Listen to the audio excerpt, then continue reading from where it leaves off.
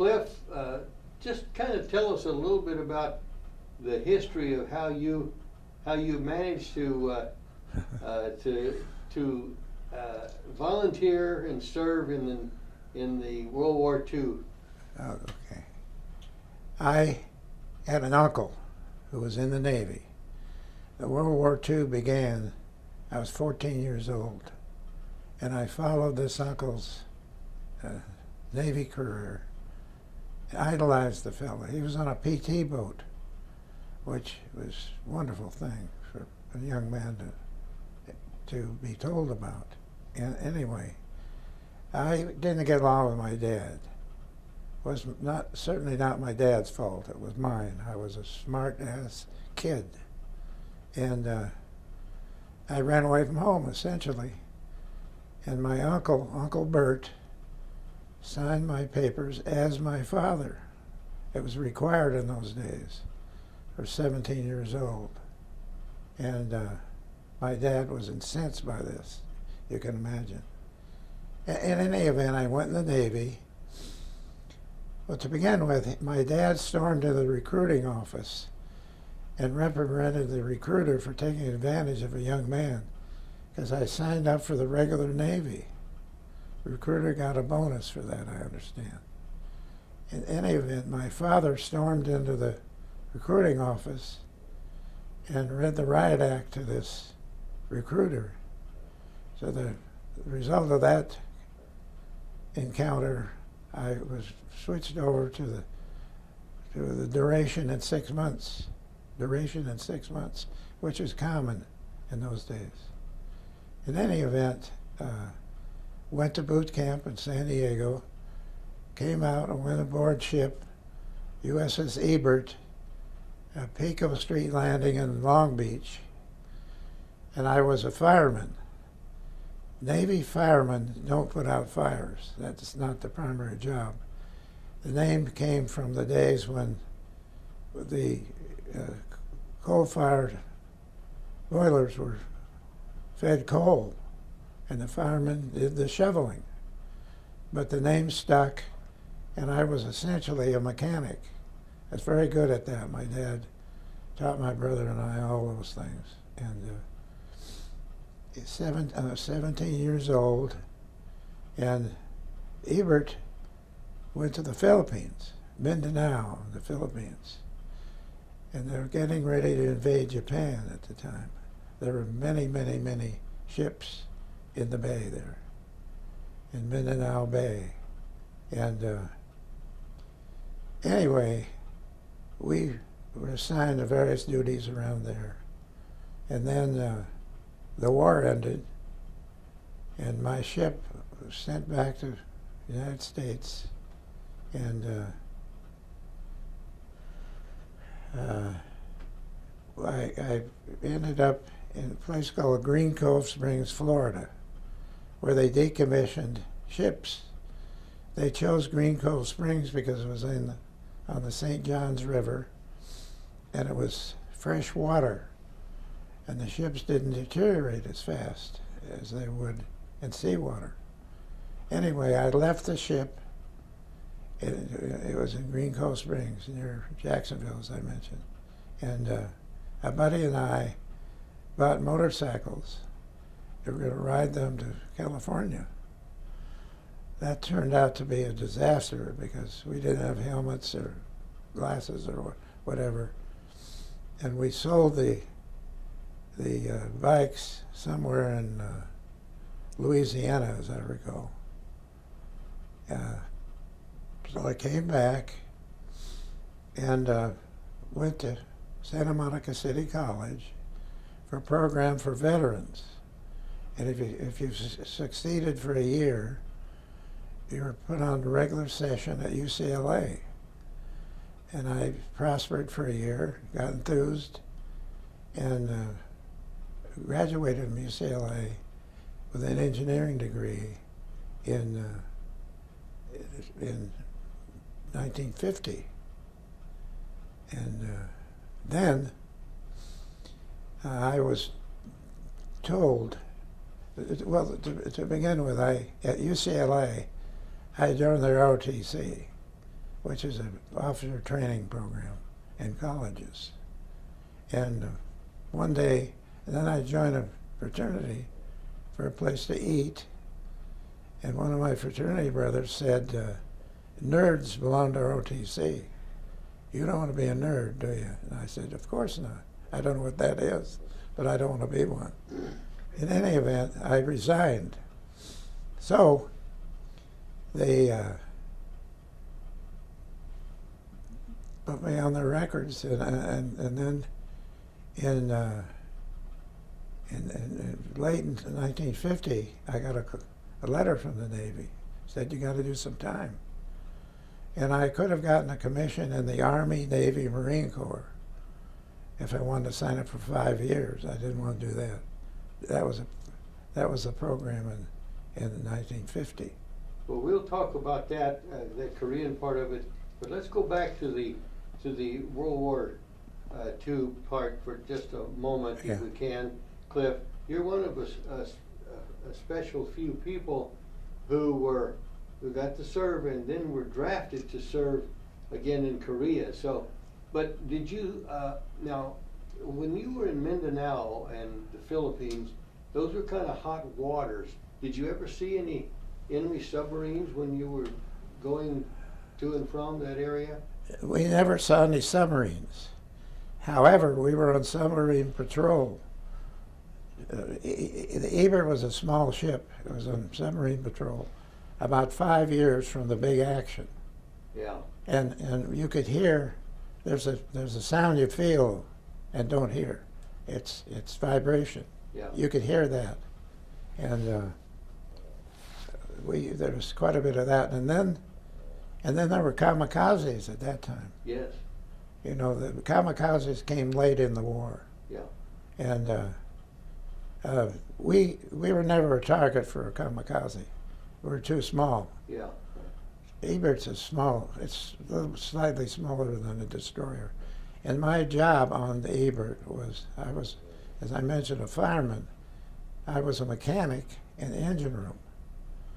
I actually had 3 jobs on the ship, depending on the time of day it was. Yeah. My primary job was in the engine room, and I was a little late in my time on the ship.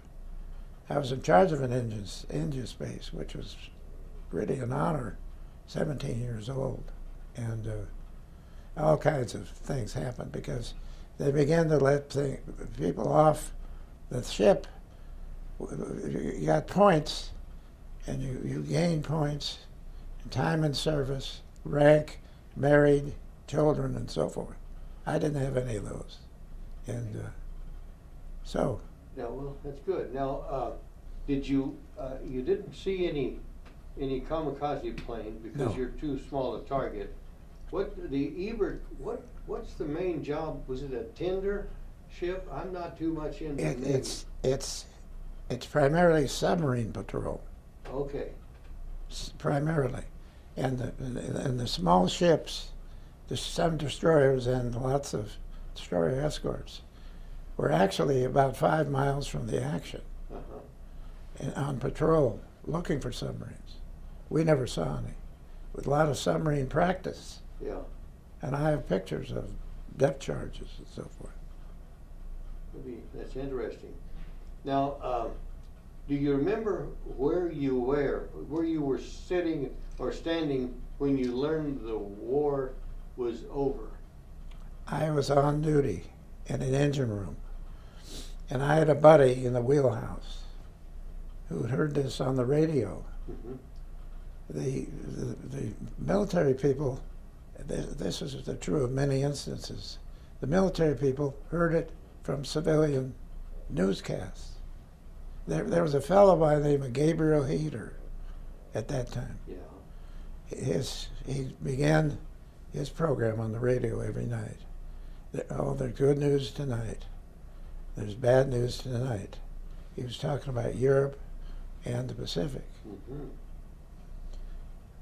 Now, when you learned the war was finally over, what were your feelings? What did you think about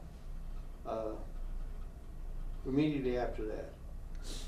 I was anxious to go home.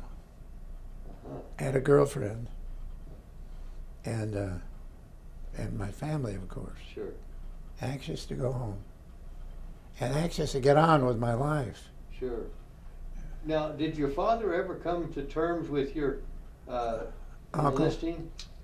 Oh yes, oh yes. My dad was a World War I veteran, so he appreciated the desire of young people to become involved in the military. He finally reconciled himself to that. And I had a neighbor growing up. My brother and I were befriended by a neighbor who had been in the Navy. And this fellow wrote me letters all the time. I still have some of them. Yeah. And they were addressed Deepwater Trotter. How about that? And I still have them. He described his time in the Navy and so forth. Now, how did your service in the Navy affect you when you got back to civilian life? Did it? Well, being a mechanic in the Navy, a diesel mechanic, because Ebert was driven by diesel, 4 diesel engines, and that experience helped me when I came back, because if I had not gone to school, I would have tried to find a job as a diesel mechanic. Well, that's an interesting job. I'll tell you, I couldn't get used to the confined area on a ship, so I admire you for your service there, Cliff. And America owes you a great. Well, thank you. Yeah. You know, there are 2 or 3 amusing episodes on that ship. One of them was we were in Cocosolo, Panama Canal Zone, and I was brand new, and the chief told me to go over the dock and turn off a valve. I kept sounding the depth of fuel in the tank, which was under the mess hall. And I got up to a certain place on that stick. It was a segmented stick, and it got up to the point where I was supposed to turn off the green valve, as the chief explained to me. I started across the gangplank, and the officer of the deck, who wasn't very much older than I was, said, "Go get a hat on. You can't go ashore without a hat on." So I took my time to get a hat on. By that time, bells are ringing and alarms are going off. There was a foot of diesel oil in the mess hall. Another episode, it was common for the black gang, they were called, to wash their clothes in a bucket of water, soapy water. You had your clothes in there, and you put a steam jet in the water, and you can imagine how clean the clothes got. Well, when you were on duty in the engine room, you took the steam, which was put together for 2 purposes. One, the evaporators on the ship ran by steam. The primary propulsion of the ship was diesel, but the galley needed steam also. So it was common for the guy in the engine room during the night shift to try to wash his clothes. And the fellow that served that engine room, but right before me, tried to wash his clothes. And there was no steam. So he neglected to turn the steam valve off. So I come on duty, and I'm standing there, half scared, as you can imagine, 17 years old. Over in the corner came a big bellow of white, looked like smoke to me. And I said, "My God, this place is on fire." So I pulled the general alarm lever. The whole ship came to life. I'll bet. Guys coming down this ladder in asbestos suits and all the customary drill activities. So.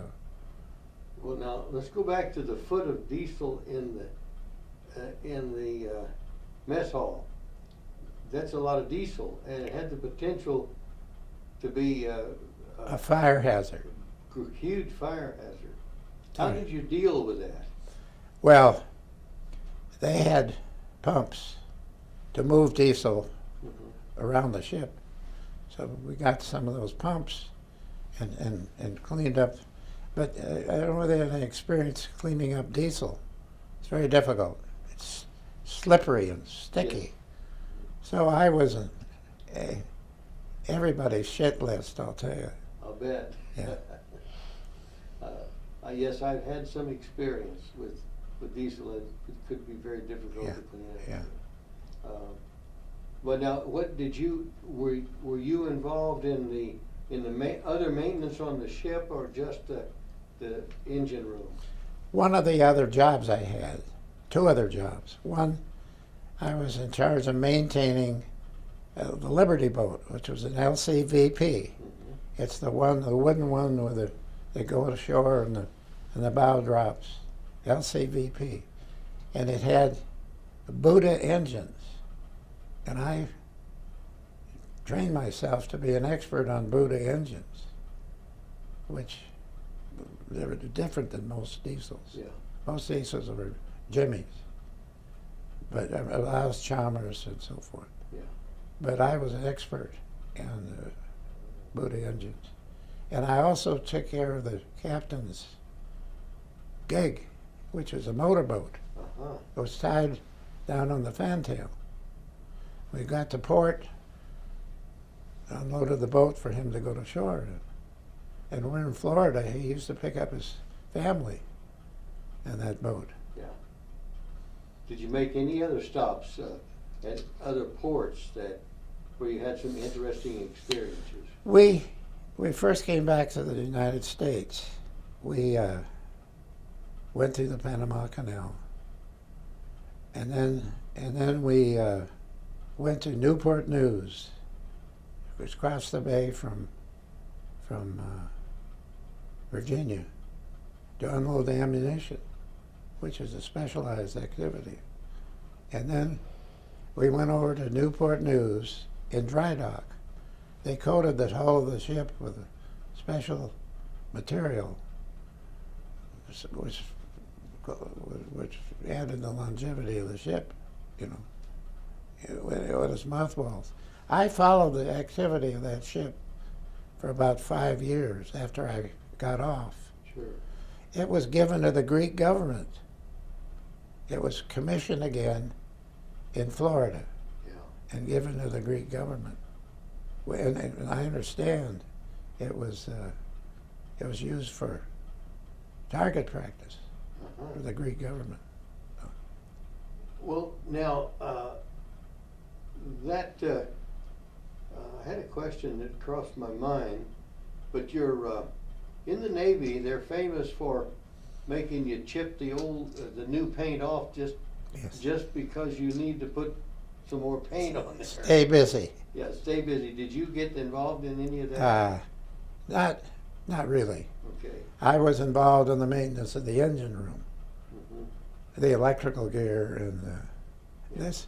My engine room had all the electrical distribution system for the ship. There was two ship onboard generators, which produced 440 volts, and there was a big electrical panel in my engine room. And everybody on the ship, including the officers, that I suspect, had a place to hide. And somebody chose the back of my switchgear as a place to hide. Well, he eventually died. He either fell or stumbled into the back of that panel, and that was it. I'll be darned. Now, how about the chow hall? Where was the chow hall on the ship? It was the engine. It was the sleeping quarters. Okay. Which the bunks were tied up against the bulkhead, and I was a third bunk up, and there was a 150-watt bulb right on my head, right above my head, on all the time. It kept me warm, in fact. I'll bet. And there were poker games, all kinds of wrestling and fooling around. And sailors get bored. I'll bet. Now, how about the quality of the food that you got served? Is it pretty good, or? Well, when you're 17 years old, food is food. And Okay. what I did when we were near a supply ship or went ashore, I'd buy a couple of cases of chocolate bars, which I ate when I got hungry between chow. Well, good. Now let's talk. Let me let you tell us a little bit about your story of how you got your education. That's important for a young man. Okay, as I mentioned, when I got out, UCLA had a program for veterans. I joined that program, and if you succeeded for a year, they put it on regular session as though I started as a freshman. Mm-hmm. So I got enthused, and all my life, I've wanted to be a farmer. I was a farmer in West LA. When I went up, I had chickens and rabbits and vegetables, which I sold to my teachers. So I wanted education which led to some agricultural activity, which I ultimately did, because I ultimately became a manager of a water district in Arvin, a big water district. And all my basic training was in the civil engineering field. That was the discipline. Yeah. And so I did well for a year at Santa Monica. Then I transferred to UCLA. Now you got your degree, and then what happened to your life after you got this degree? Did you get married? Not right away. Okay. I had a very serious girlfriend, and we parted company. And all my life, as I mentioned, I wanted to be involved in agriculture. So I made 2 attempts to get into veterinary school. One, when I was at UCLA, I went to Davis for a year. But then when I got there, I realized there were 5 applicants for every one opening at veterinary school. Davis was a brand new veterinary school. So that led to my time in the Army, which we'll cover in a minute, I guess. Yeah, sure. I want to ask you one more quick question about, you mentioned that you always had a garden. Yes. You didn't go on to say that was a victory garden, but Yes. I have a reason to suspect it was. It was. Tell us about a victory garden, because some of these people who may watch this are young and don't know what a victory garden was. Well, the naming, the reason that it was called a victory garden, because there was a shortage of food. Not serious, but vegetables were short. I had at one time, my mother counted them, I had 40 rabbits. You can imagine how they reproduced. Yeah. And I came home every night and cleaned the rabbits and sold the meat, chickens also, to my teachers the next day. That's why I never entered any sports. I was always doing my victory garden and chickens and rabbits. So That's an important element of life in those days. yes. Well, they had clubs. Mhm. We had a club in our neighborhood. The adults belonged to them, but the adults didn't have time to maintain the victory gardens like the kids did. Now, let's touch on one other thing that might be very interesting. Before you went into the Navy, were there any episodes where there were alarms where people started firing Yes. anti-aircraft guns? Tell us a little bit about that. Well, in West L.A., we lived about 2 miles from Douglas Aircraft.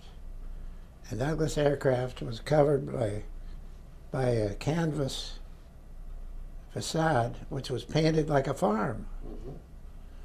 The theory was that they would be confused by this and it wouldn't bomb this farm.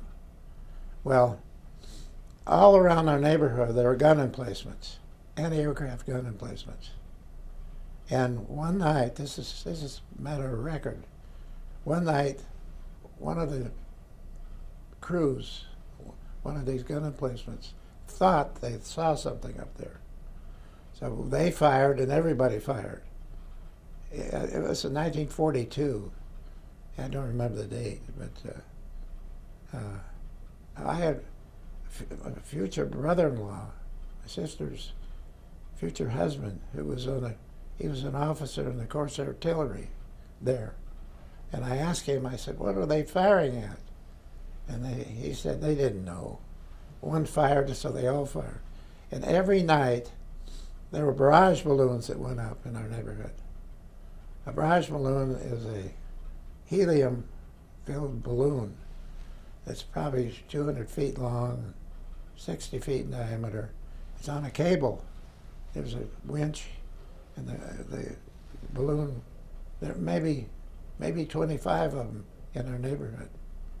And I was a messenger, an air raid warden messenger, carrying these messages between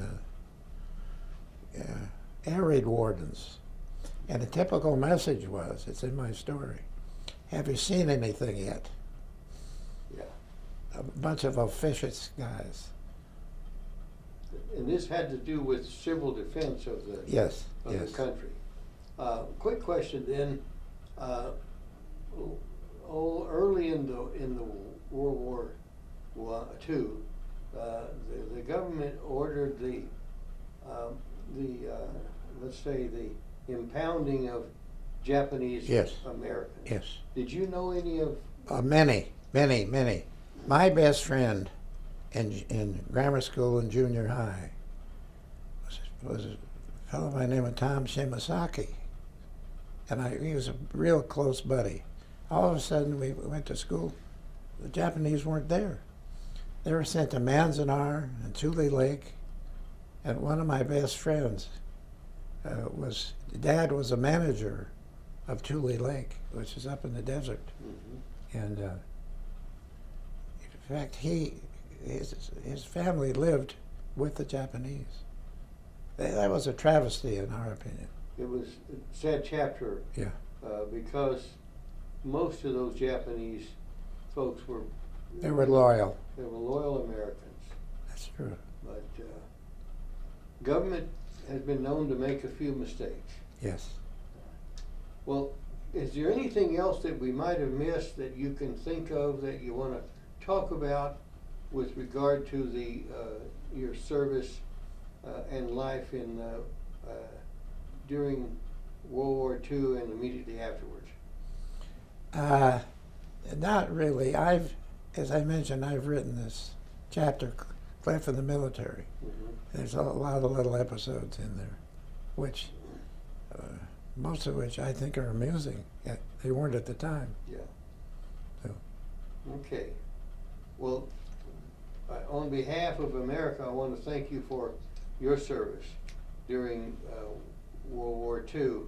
And then again, in Korea, you were drafted as still a young man, and you still weren't married, were you? No. Are you ready? Yeah. Yes.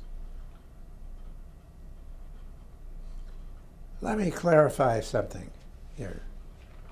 It's confusing the way I got back in the Army. The rule was you had to be in the service for a year, 12 months. I was, in fact, in the Navy 11 months and 26 days.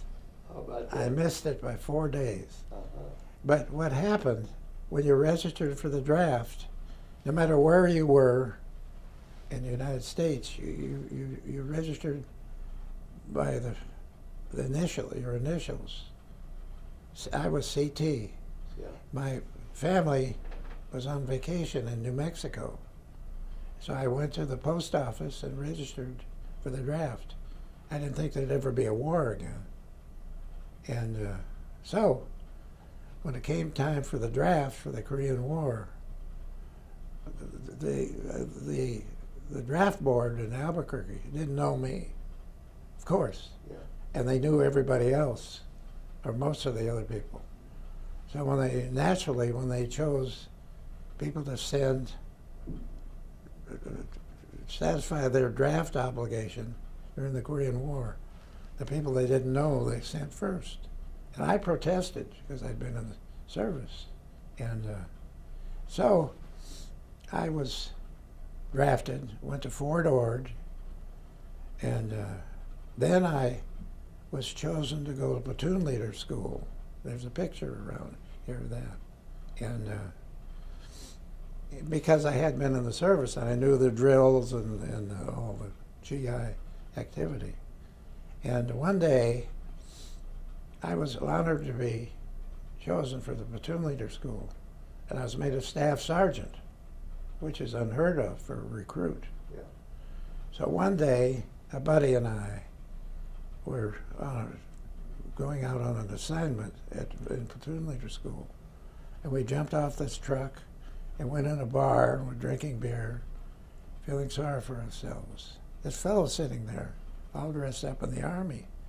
I said, "What do you do anyway? It's 10 o'clock in the morning. You're all dressed up and no place to go." I said, "What's your job?" He said, "I'm in the veterinary corps." I said, "What's that?" He said, "I'm a meat inspector, a meat buyer.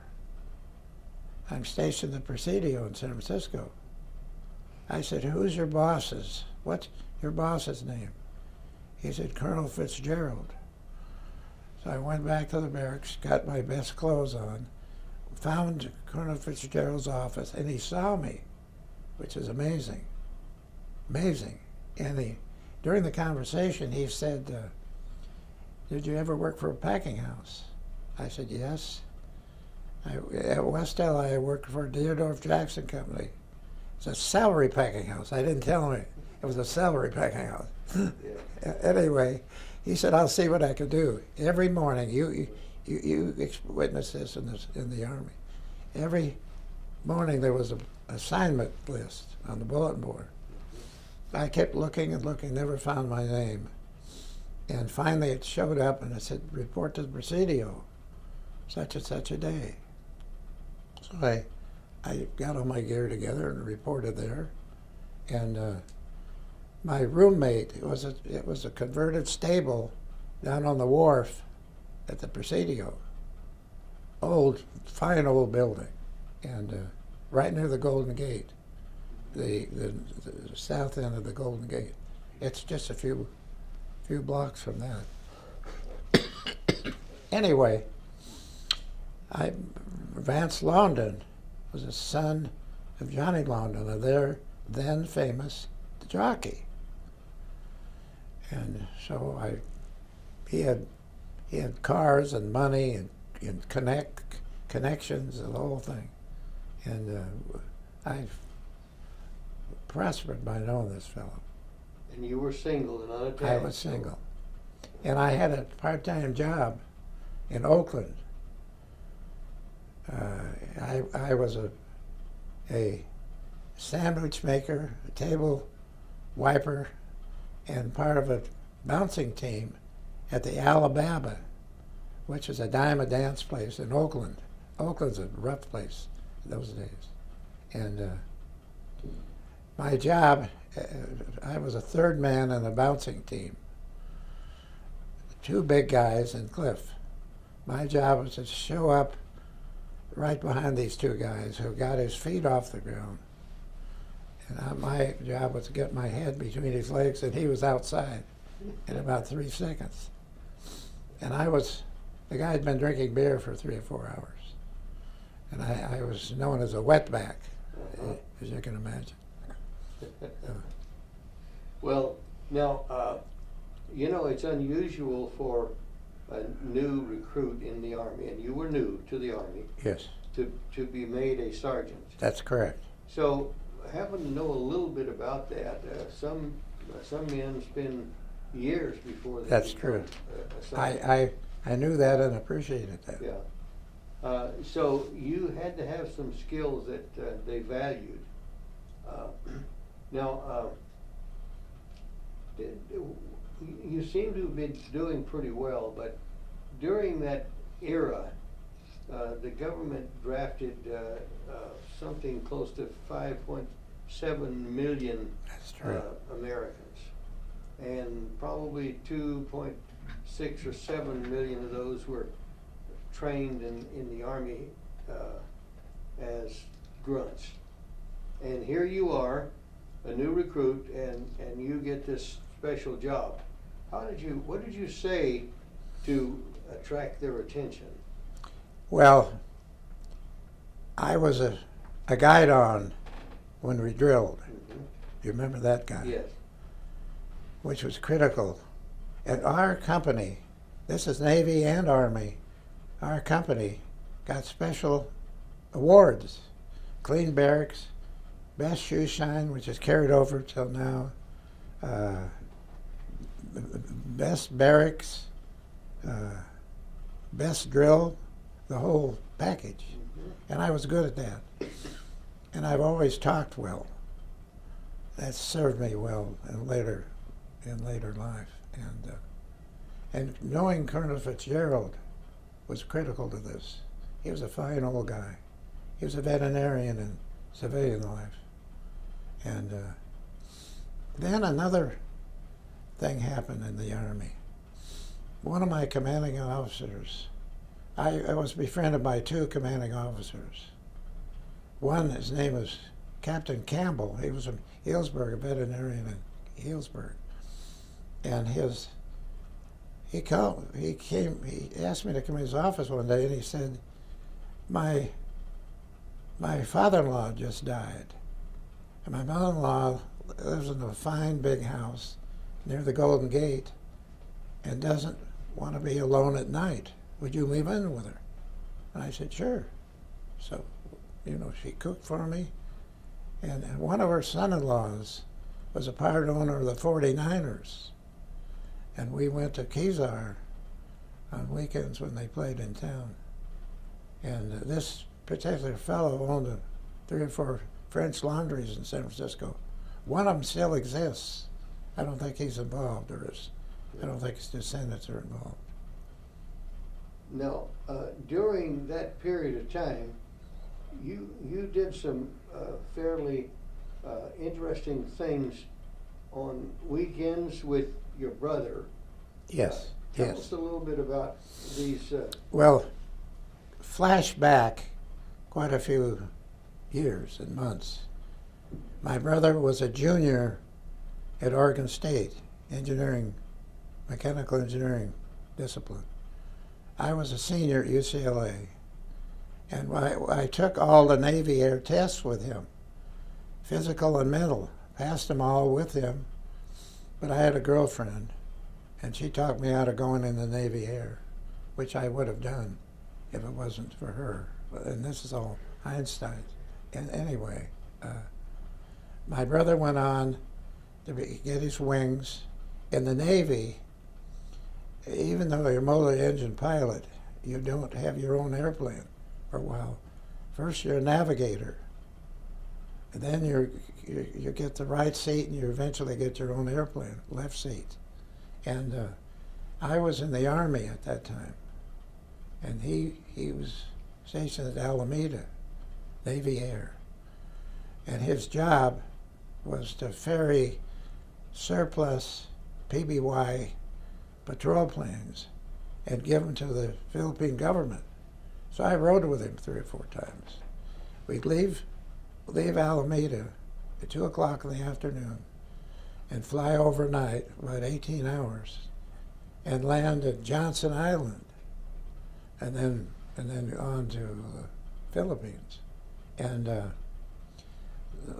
was with him the first time that he was a navigator, and he was really sweating it because the navigational gear, that was a 1936 airplane. The navigational gear was very primitive, very primitive. And What? PBY is an extremely noisy airplane because the engines are right above the cockpit. And he went up and tapped the pilot on the shoulder and went like this. We went down through the overcast. Nothing. My brother said, "There goes my Navy career. It's all over." So, but someone saw it. It was a speck off in the distance. Yeah. Now, what is a PBY? What was the function of that plane? It is a high wing, twin engine, with bubbles on the side and the back, and it was a patrol plane. Flew very slowly and for great long distances. The Pacific theater was full of them because all the navies had to keep track of the other navies, and that's what the PBY's primary job was. My brother flew PBYs at the beginning, and then he flew PBMs, which is a bigger version of the same airplane, and then he flew PBM-YV, which is a jet assistant airplane. Now, how did you clear this with you had a superior officer, as most sergeants do, but how did you clear your let's say, your full-time schedule to go spend the...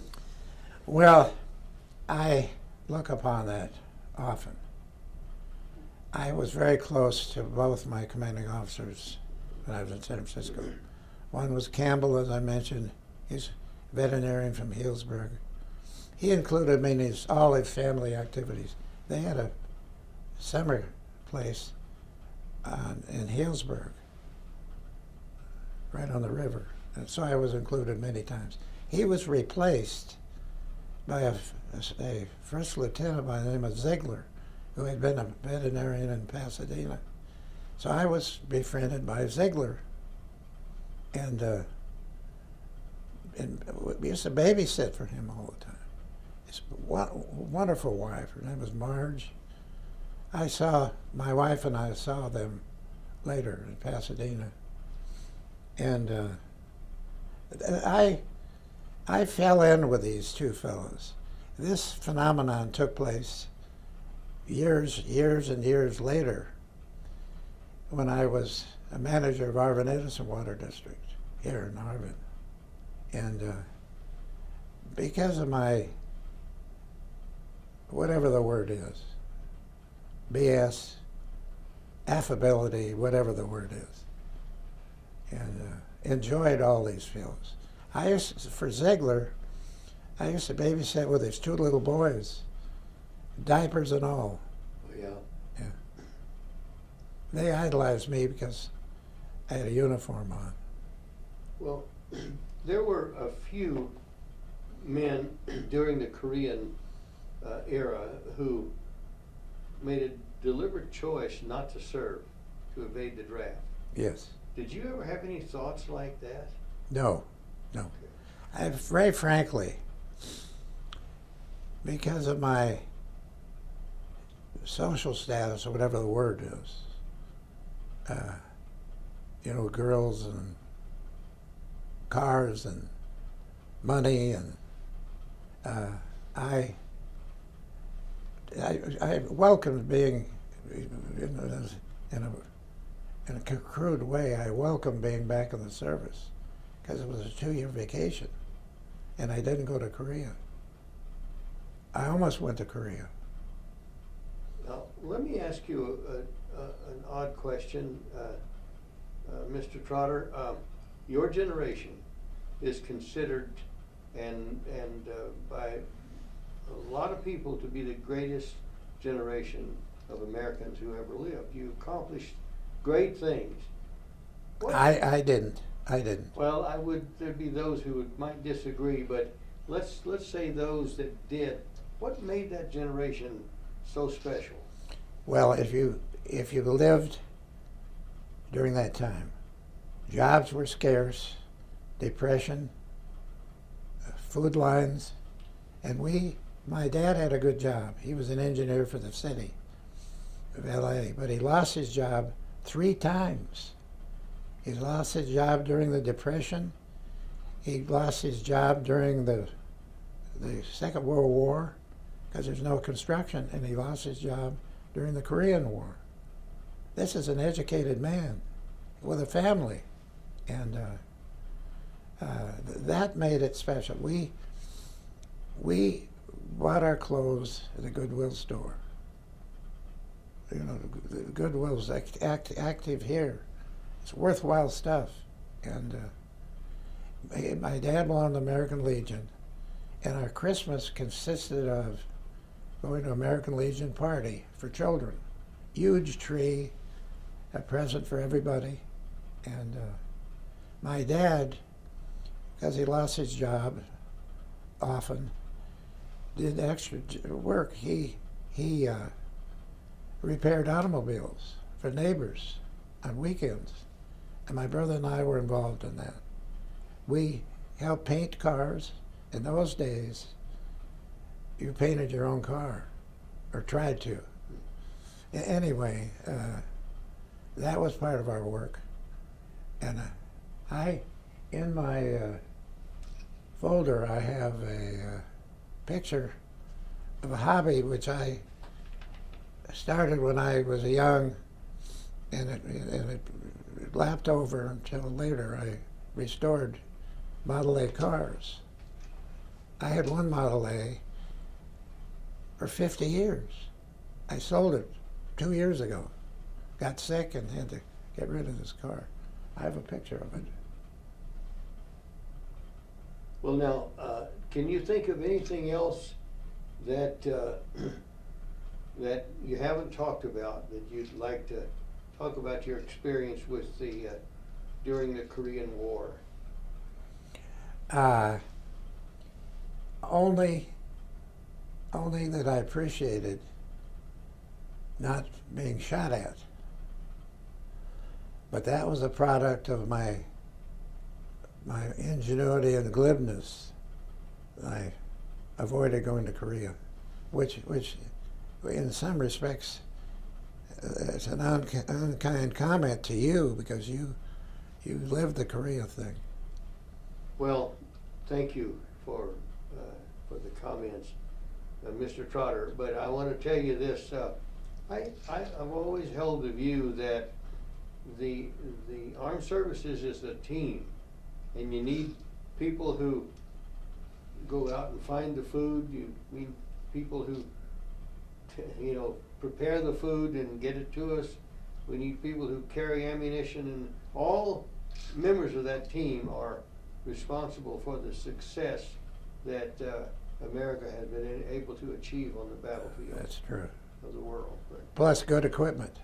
Yes, that good equipment but that again is because of the ingenuity of our great Americans. Yeah. I have one more question here that now, what if you had to sum up in just a paragraph or two, what did your service do for you, and how did it shape your life? Well, I was a water district manager for 35 years. I began in Terabella, a small town north of here. I was there for 7 years, and I was manager of Arvin Edison, a large district here in town, for 35 years. And the thing that it taught me, the service taught me, was doing things properly, on time, and being conscientious. As an example, we had a rule at Arvin Edison. There's new dirt and there's old dirt. Old dirt is not acceptable. New dirt is inevitable. The vehicles are washed after every shift. There's a reason for that. The guy taking over the vehicle can't say, it was dirty when I got it. But when there were 12-hour shifts. That's still the case in Arvin Edison. 12 on, 12 off, 2 days, 3 days on, 3 days off, which is great. You know, for a working man, that's wonderful, because you have a lot of spare time. So what the service taught me, I think growing up prepared me for the service. The service taught me is being loyal and conscientious and one level above what you're required to do. One level above what you're required to do. That's a good rule, no matter what happens. It is. For all segments of society need to understand that competition, to be a little bit better than what everybody else is, assures you of some success. You're witnessing that with the choice of football coaches this week. Yes. So true. Being slightly better than everybody else. Well, on behalf of the folks who are doing this, thank you very much for sitting with us today and talking about how your service to the country helped you and some memories of your experiences there. Thank you very much, Mr. Trotter. Thanks for having me. Certainly.